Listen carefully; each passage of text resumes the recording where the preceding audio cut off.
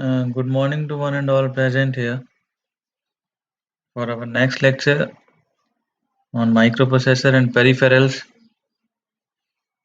In the previous lecture, we have studied branching instructions, some of the branching instructions where we have studied jump and call instructions. So what we have concluded from by studying jump and call instructions that jump instruction is can be executed conditionally or unconditionally. Similarly, call instruction can also be executed conditionally and unconditionally. But what is the difference that we are going to study in the upcoming slides? For the time being, let's move over to the next instruction.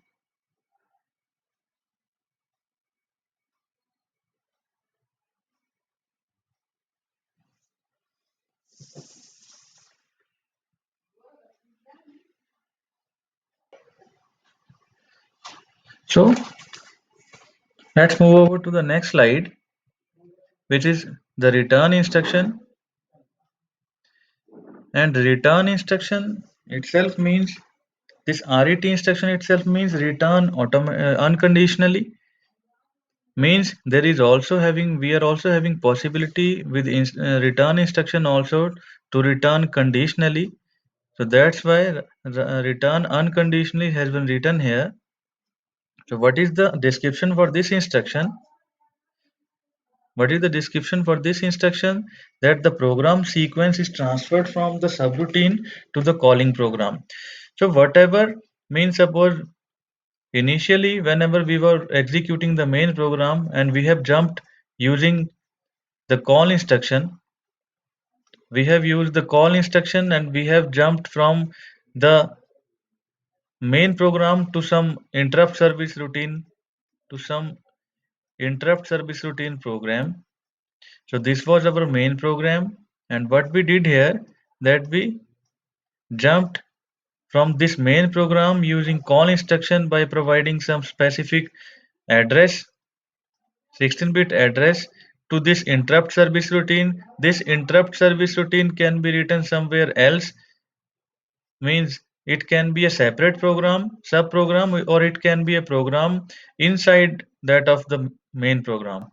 So we can jump using call instruction in the main program also, or outside the main program. So this interrupt service routine can be a program other than this the main program. So what we have to do using call, that whenever we will jump to not the sequential instruction, which is the next instruction after call, but we have to jump over this address. Let's suppose that instruction is situated somewhat here.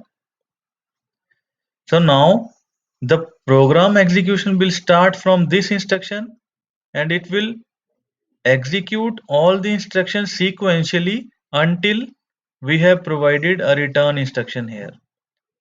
So after executing the return instruction, it will again jump over to the next instruction of the call. Means suppose we jumped using the call instruction to this address. Now what CPU did? The CPU started executing instructions starting from this address, and then next instruction, then next instruction, and at once the instruction which was executed is returned, suppose. So after immediately means executing the return instruction, the program execution will jump again over to the instruction which is next to that of the call. So what is coming into picture here again and again, that is program counter. So the address in the program counter is being changed depending upon what instruction is being provided here, whether it is return instruction, whether it is call instruction. So we have already discussed this in the previous lectures, that how this is executed. We will again uh, look for this in the upcoming slides. For the time being,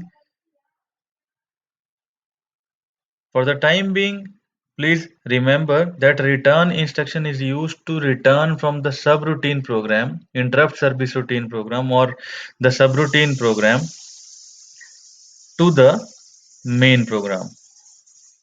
Okay, so whatever service routine program we have executed here, sub program we have executed here using call instruction, whenever we have to again come over to the main program, which is the instruction next to call, then what we have to do, we have to provide a return instruction here at the last of this service routine. Okay, so the program sequence is transferred from the subroutine to the calling program. The two bytes from the top of the stack are copied into the program counter. So what will happen? The Now the pop instruction will be executed. So what is actually return? Return means pop program counter. Okay, so whatever the call instruction has stored here onto the top of the stack, what call instruction did? The call instruction pushed the program counter onto the stack memory. Okay, so the program counter was pushed onto the stack memory whenever we executed the call instruction, and the contents of program counter become the address given with the call instruction. Okay, so now what this return instruction will do, this return instruction will pop up again the program counter contents. Okay, so the program counter contents will again be popped into the program counter, and we will jump to the instruction which is next to call instruction. So this is the purpose of return here. There can be conditional return also, as was the case in jump and call, where we have executed conditional jump and conditional call also. So and CX, JX and CX were the instructions for uh, conditional jump and conditional call. So similarly here RX is the conditional return. So the program execution will return to the calling program if and only if this condition will be fulfilled. So what are those conditions? Those conditions are similar which we have executed in case of jump and call. So return if carry will be generated, means if status of the carry flag will be 1, then and then only it will jump to the calling program. Okay, then and then only the program counter will be popped. Program counter contents will be popped from the stack memory. Okay, RNC, if no carry is generated, means if the carry flag remains reset or it becomes reset, then and then only return will be executed. Similarly, if one of these conditions will be fulfilled, if suppose we have used RZ, the program execution will return to the calling program if and only if zero flag is activated. So it is the meaning of using conditional jump here, conditional return here. Now look at the branching instructions other part, which is RST0 to RST7. These are actually the software interrupts. That's why these are called as instructions. We are having some of the hardware interrupts available. And what are those hardware interrupts? Trap, RST 7.5 to RST 4.5. Means RST 7.5, RST 5.5, RST 6.5. I'm sorry, to 5.5. And INTR. For these interrupts to be acknowledged, we are having INTA signal.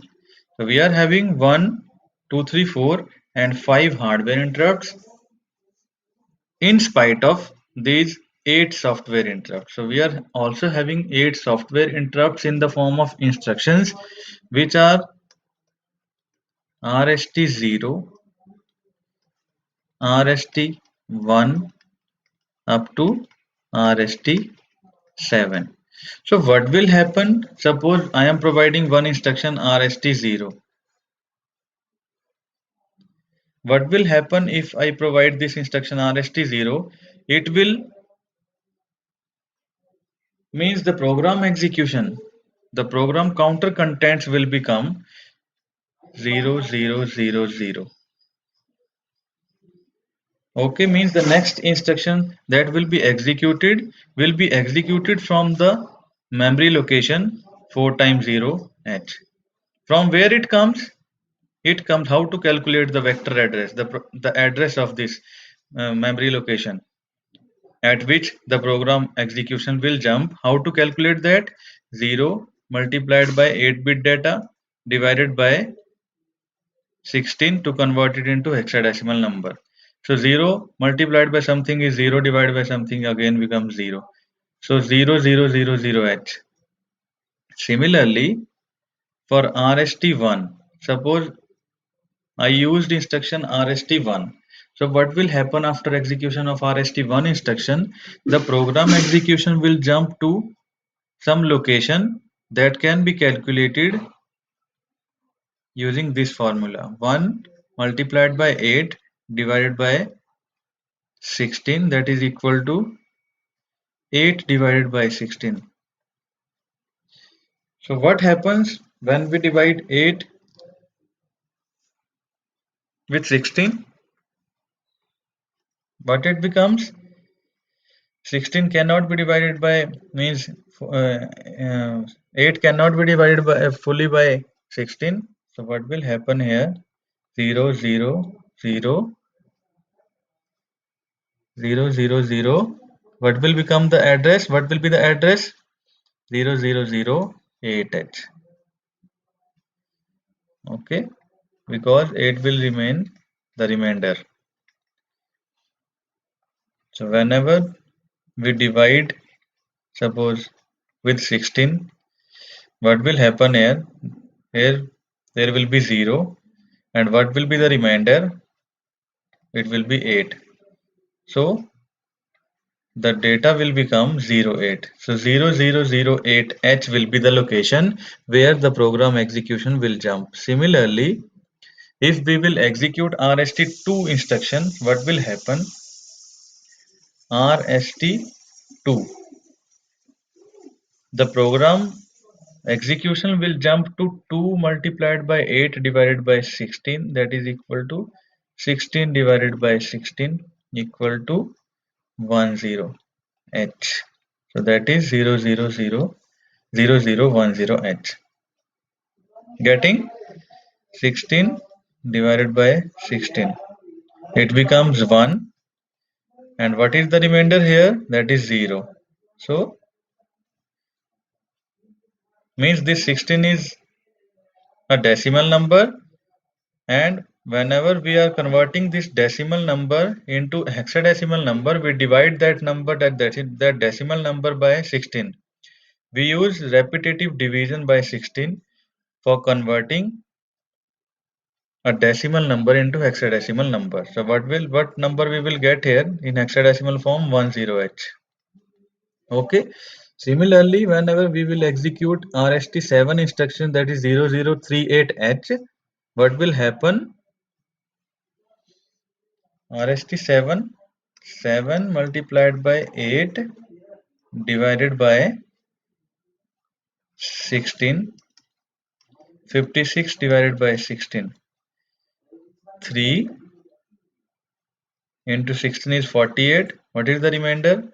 8 again. So 0038h will be the location where the program execution will jump. Means program counter contents will become 0038h after execution of this instruction.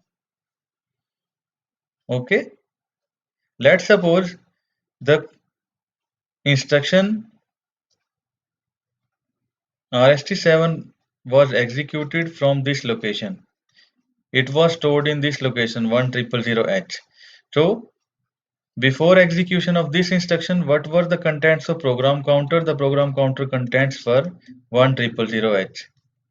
So immediately after execution of this instruction, the program counter contents will become 0038H in spite of 1001H.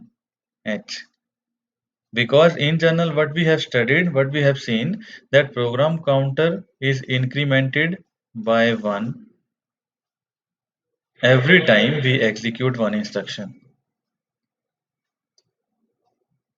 Okay? So looking at this slide, whenever we have to find out the difference between call and jump instruction, what we can see that we have already discussed this, that whenever we execute call instruction, the call instruction is having operand a 16-bit address with it. So call instruction is executed. It is very much similar to that of push PC, means program counter, plus jump, same address again. So this push PC instruction is not a valid instruction in case of 8085. It is not a valid instruction, but we are just taking one example, means we are making analogy of this instruction with these two instructions. Okay, push instruction कोई instruction available नहीं है 8085 में. Push PC instruction कोई instruction नहीं है. Push तो है, लेकिन पुश के साथ क्या होता है, the operand is always B, D और H. Okay, that is a register pair, but the program counter is not a valid operand with push. For the sake of understanding only, we are using this, we are making analogy, means this call instruction is equivalent to push PC and jump address. So what is happening here? Look at this diagram. Look at this diagram. Once, what will happen, that let's suppose we were executing this program whose instructions are stored in location that the starting location is F820H.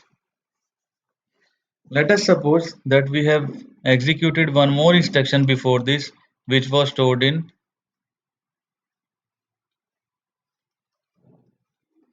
F81FH.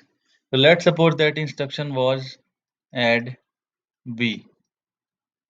Okay. So what is happening here? The program counter contents will keep on incrementing one by one.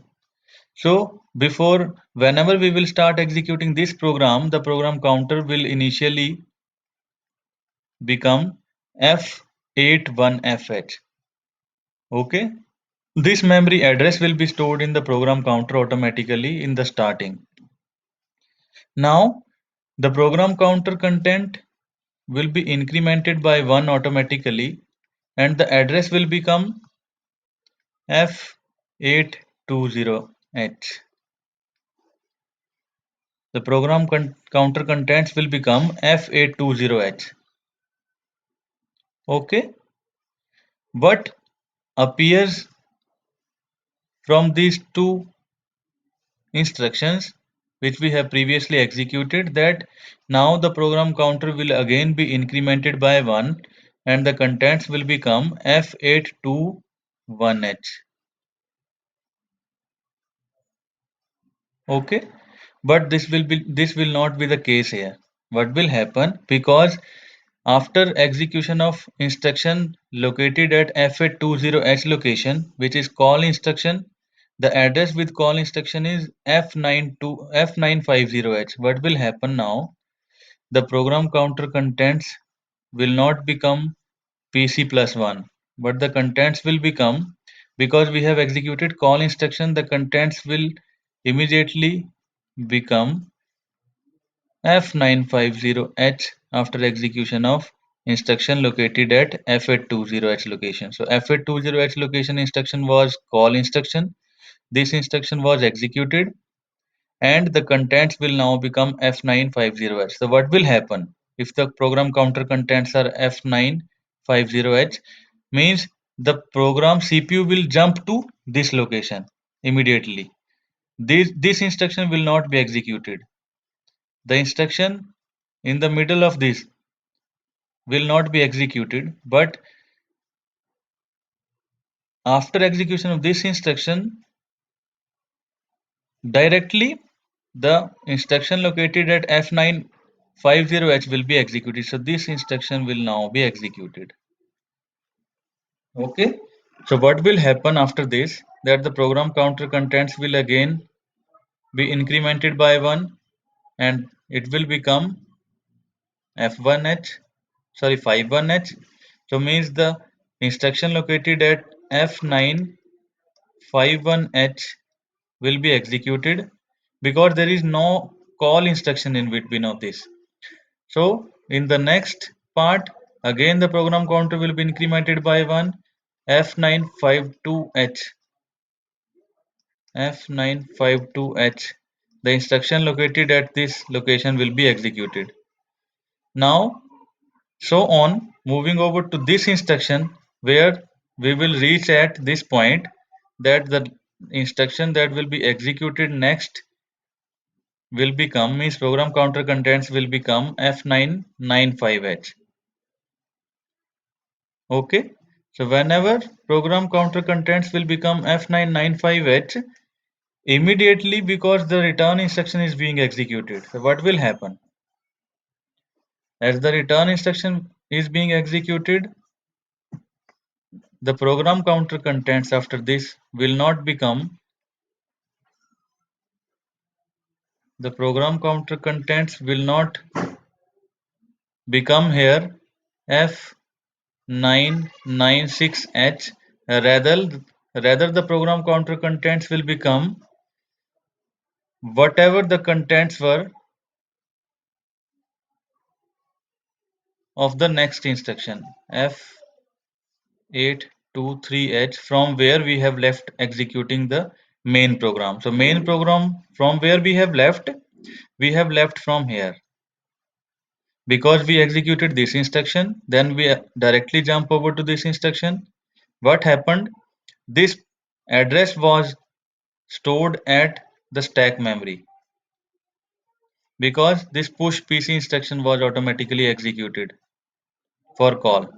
Okay, and we jumped over to location F995H. Sorry, F950H. So what this return instruction will do, it will restore that address which was stored at the stack memory. So that restored address is F823H. So now this instruction will be executed. After this again, it will be incremented by 1 and F824. The instruction located at this instruction will be executed and so on. So this is how the means program counter works whenever we execute call and jump instructions. So you can think of this, that what is the difference between call and jump instruction, that in case of jump instruction,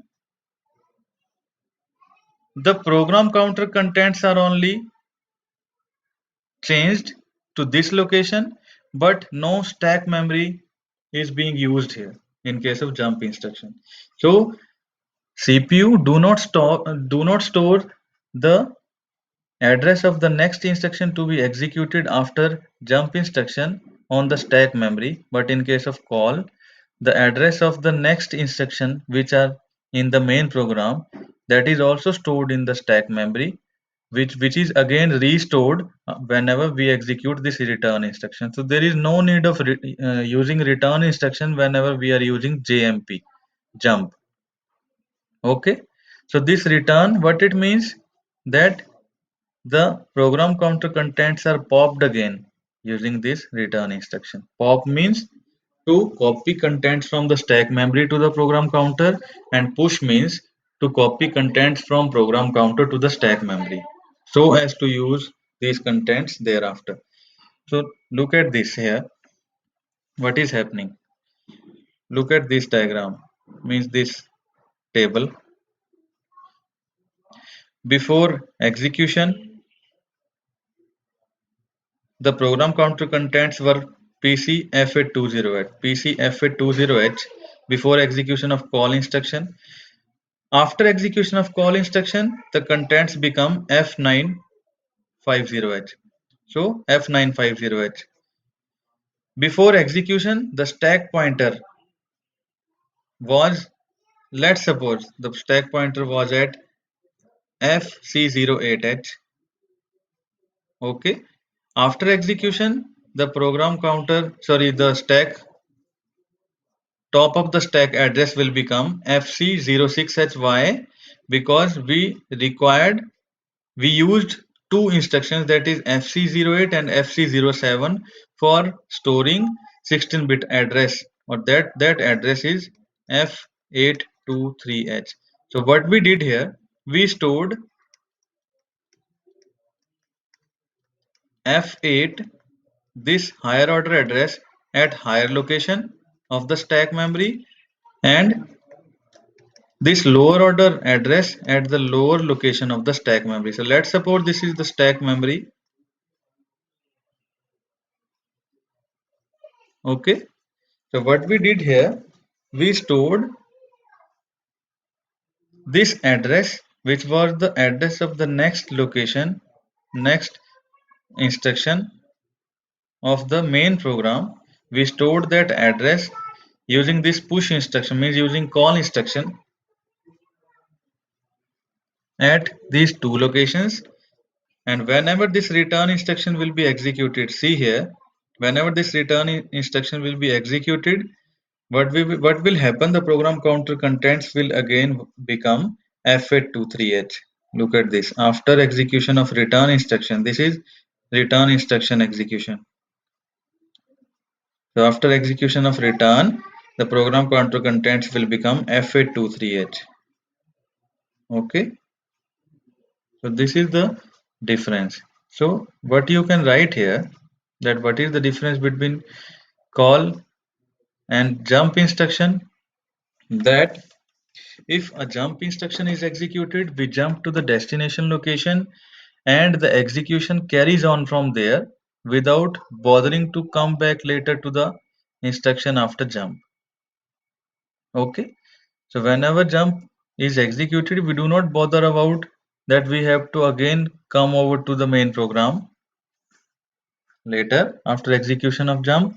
But whenever we execute call instruction, we jump to the subroutine program, some subprogram, and the execution carries on from there till the return instruction is executed in the subroutine. So as soon as the return instruction will be executed, we will come back to the instruction after call in the main program. So that we have did here, that we came back to the main program after executing this return instruction. We came back to the main sequential instruction that were in this main program after execution of return instruction. Okay, so this is the main difference. The address of the next instruction after call instruction is called the return address. This is the address to which the program flow returns when the return instruction is executed by 8085.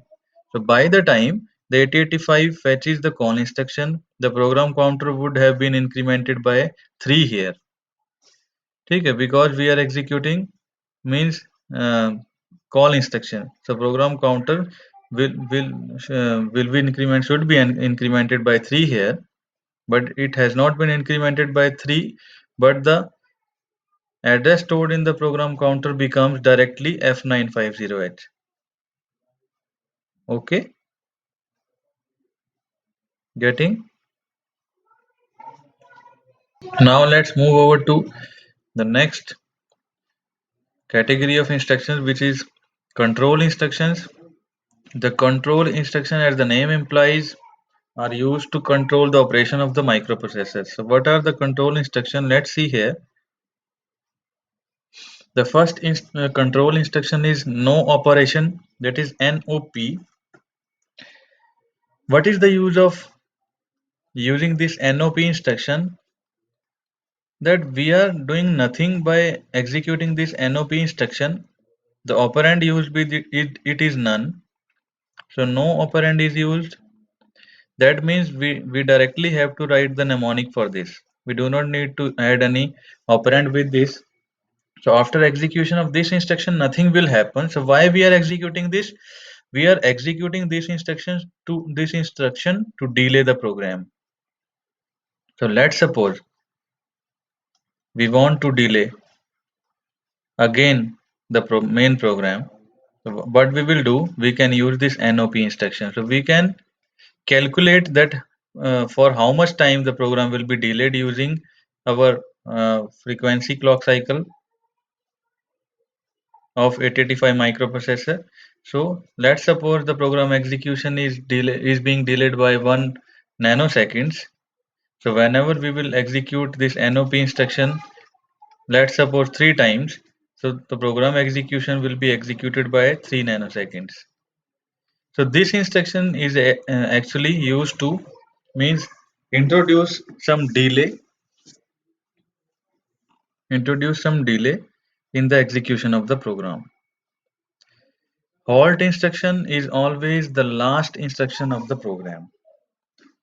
Okay, so what we have seen in the last slides, that return instruction was also the last instruction, but not in the main program. It was the last instruction of the sub program, subroutine program. Okay, which is the sub part of the main program, which can be the sub part of some main program. So for execution of the main program, let's suppose the first instruction is any instruction, the last instruction will always be halt. So whenever we will execute this halt instruction, whatever instruction has been written next to that halt, that will not be executed because program execution has stopped here already. So what we can judge from this, that halt is always the next instruction, means what we can sense, what CPU senses from halt instruction, that the last instruction of this program which is currently being executed has been the last instruction has been reached, which is halt. There would not be any instruction after this that is required to be executed. Okay. DI is disable interrupt. So this DI and EI instructions are also the important instruction in 8085. So what are these EI and DI instructions?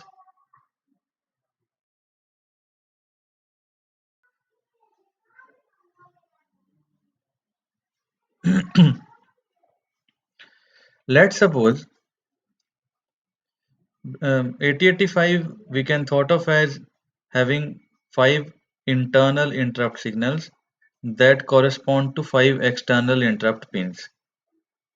Okay, let's suppose that the 5 external interrupt pins, whenever these are means used, these are invoked, the 5 internal interrupt signals are generated. Let's suppose we are doing that. So in case of 8085, there would be 5 internal interrupt signals because there are 5 external interrupt pins available. And we already know what are those 5 external interrupt pins. Those are trap, RST 7.5 to RST 5.5 and INTR.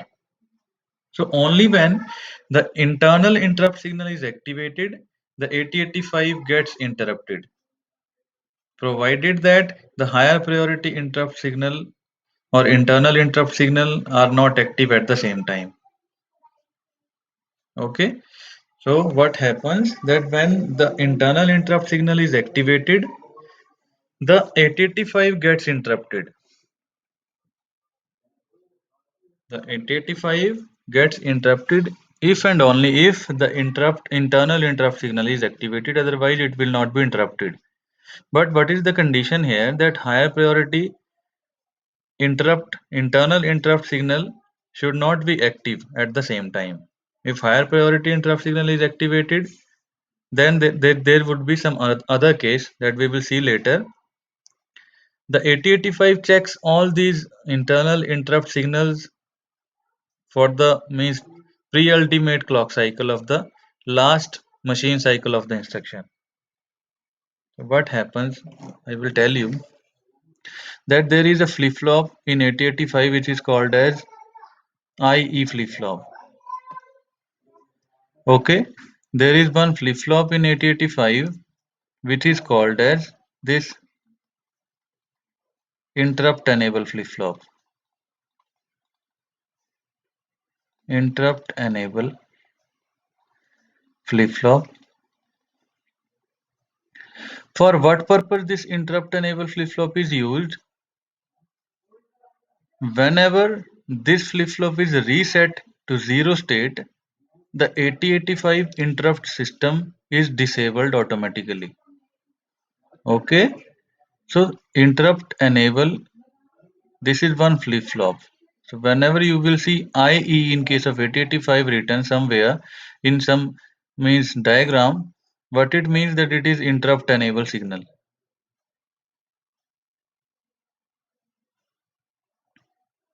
Okay, so whenever this IE is equal to 0, that means whenever it is reset in reset condition, what it means, what we discussed here, that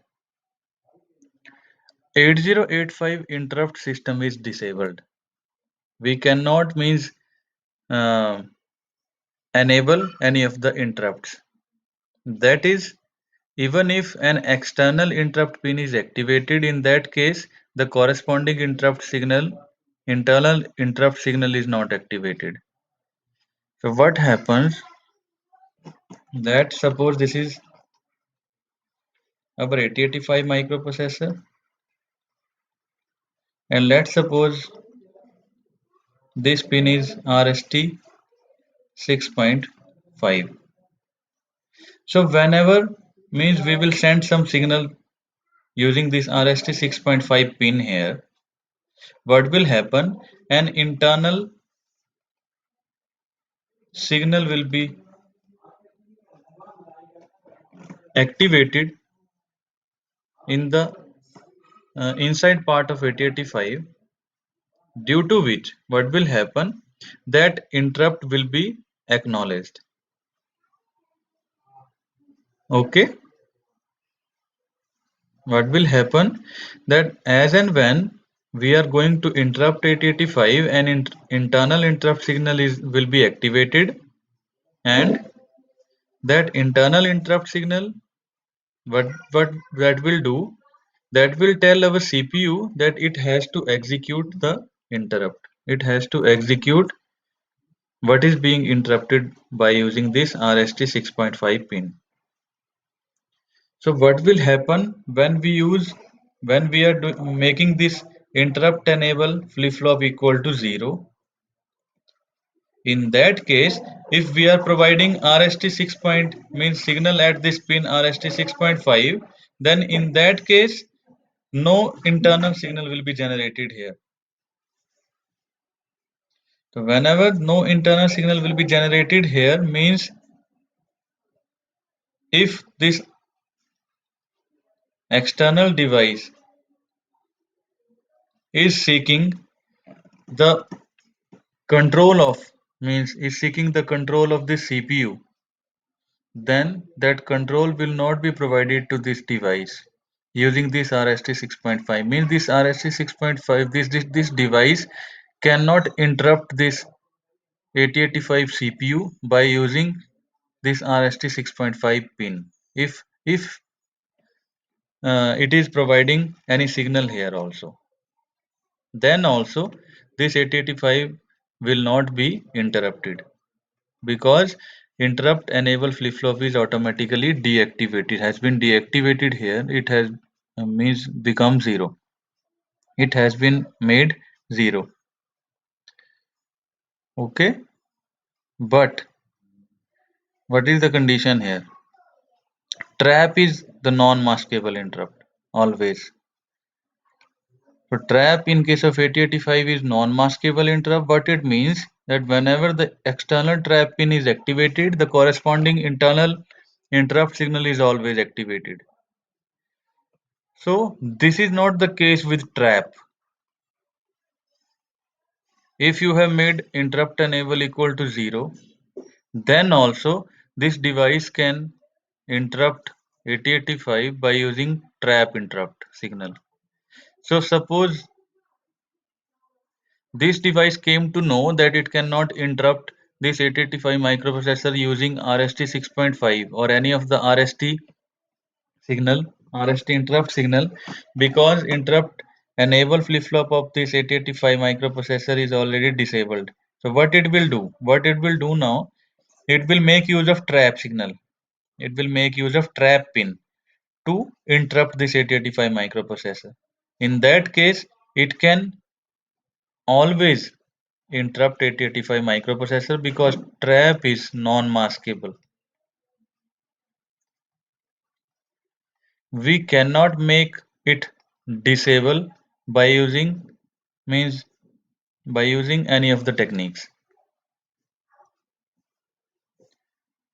So what I am going to tell you here that interrupt enable flip-flop is reset to zero state by only following three conditions, out of which the first condition is execution of DI instruction. This interrupt enable can be made equal to 0. Firstly, by execution of DI instruction. Secondly, by recognition of an interrupt request. By recognition of an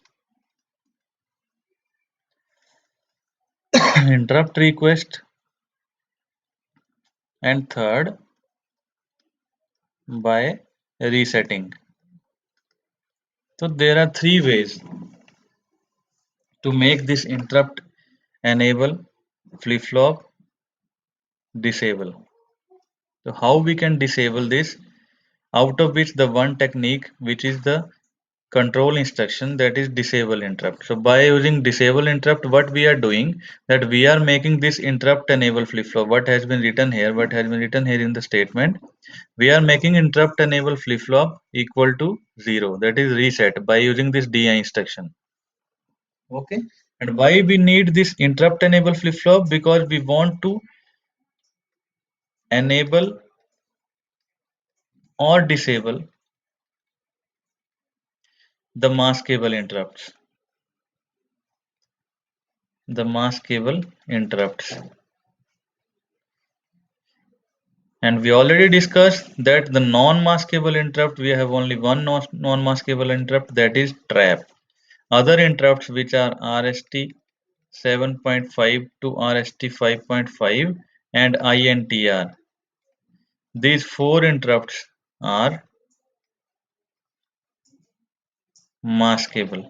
So means if we enable or disable this interrupt enable flip-flop, we can mask these interrupts. Means 8085 will not acknowledge to these interrupts if it has already deactivated its interrupt enable flip-flop. So the one of the procedure for deactivating it is by using this disable interrupt pin, disable interrupt instruction. What is second? As and when, as soon as the microprocessor senses one interrupt signal. Suppose this interrupt enable was 1 initially, means any device can interrupt this 8085 microprocessor. So let's suppose one device, this device number 1, interrupted this 8085 microprocessor using any of the interrupts. So what will happen now?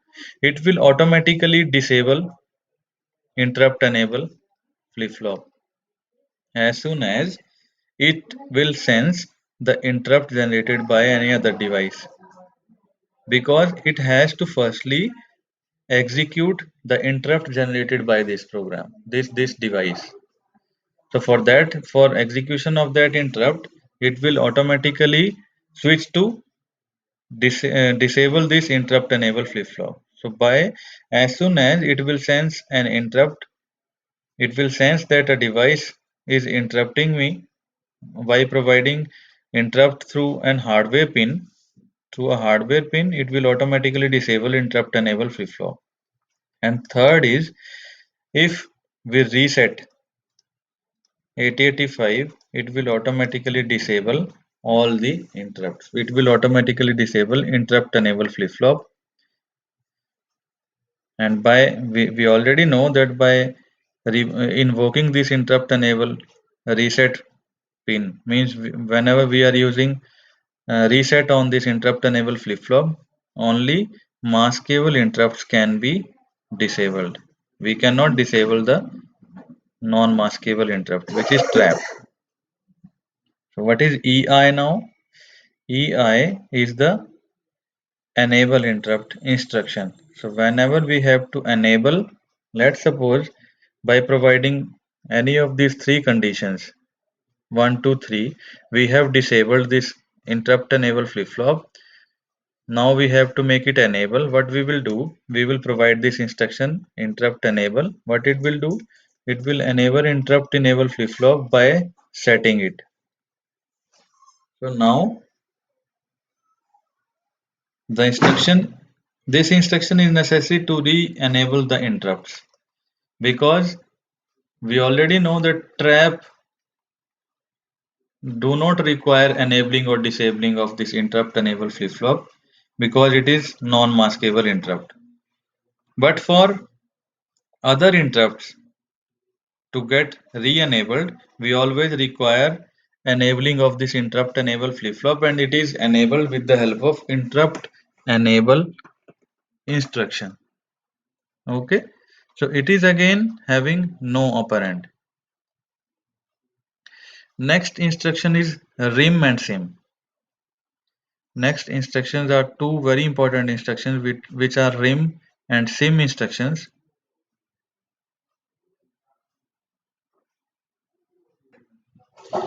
So this is how today we have studied these branching instructions and some of the control instructions. In the next lecture we will study rim and sim instructions. So thank you for today.